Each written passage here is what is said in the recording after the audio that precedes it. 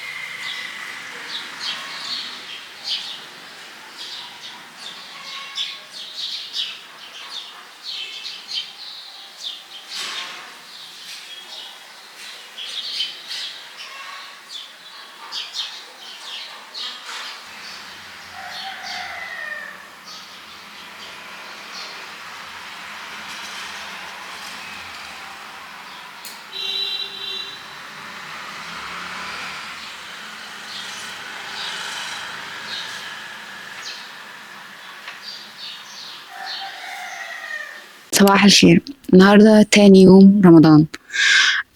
امبارح كان أول يوم في الصيام. كانت تجربته معايا مش أحسن حاجة نهائي. آم، تعبت أوي من بعد العصر كده بطريقة مش طبيعية. اللي يعرفني يعرف إن أنا حد بيحب الكافيين أوي، يعني أنا بحب أشرب كافيين كتير. أوكي، فتجربة الانسحاب من الكافيين في أول يوم صيام كانت صعبة عليا بطريقة مش طبيعية. كان صداع مش طبيعي، دوخة، كنت حاسة ان خلاص دي نهايتي، يعني بجد كنت حاسة ان دي نهايتي. فأول يوم كان صعب. سبحان الله، أنا دايما أصلا يعني بقول على الصيام عبادة بالنسبة لي صعبة. مش عارفة ليه. مش بصوم بسهولة، يعني الموضوع بالنسبة لي مش سهل. لما كنت تعبانة امبارح، أنا حرفيا امبارح أول حاجة فطرتها كانت بنادول. حرفيا أول حاجة فطرتها من كتر ما أنا مكنتش قادرة. بس وأنا تعبانة كده بعد الفطار شوية، مش عارفة ليه افتكرت قصة سيدنا أيوب. وبعدين قلت هو ايه ده؟ انا شوية صداع وشوية كافيين عملوا فيا كده؟ يعني ازاي؟ بجد انا مكنتش قادرة. طب ازاي سيدنا ايوب صبر على الابتلاء ده؟ وبعدين دخلت عشان أعرف أكتر عن قصة سيدنا أيوب. سيدنا أيوب اللي عرفته عنه إنه الابتلاء اللي كان فيه أو المرض اللي كان فيه دام لمدة 18 سنة. 18 سنة هو صابر، 18 سنة كل أعضاء جسمه تعبانة، ما بقاش منها غير لسانه وقلبه حرفيا، يعني لسانه بيسبح بيه ربنا وقلبه بس، دول اللي فاضلين.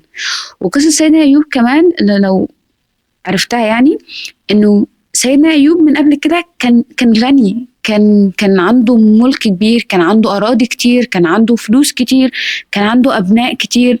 سيدنا أيوب خسر كل فلوسه، خسر كل الأراضي بتاعته، خسر كل ولاده كلهم ماتوا، ما بقاش غير هو وزوجته.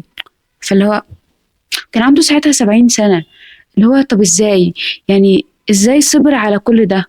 عشان كده احنا بنقول يا صبر أيوب، هي دي حقيقة يا صبر أيوب، لأنه أنا امبارح ما كنتش قادرة أصبر، ما كنتش قادرة أستحمل، كنت مستنية المغرب يجي بطريقة مش طبيعية، مع إن أنا عارفة إن المغرب خلاص فاضل عليه ساعة أو اتنين أو هكذا. تمام. صبر سيدنا أيوب هو مش عارف هو لغاية إمتى.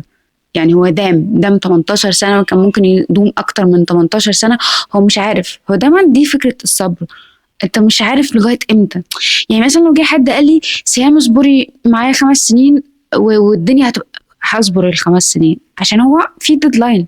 بس فكره الصبر بقى انه انت مش عارف لغايه امتى، او الصبر على الابتلاء انت ما انتش عارف الصبر على الابتلاء ده لغايه امتى. فالذكر اللي هقوله النهارده من بعد تجربه امبارح هو الحمد لله.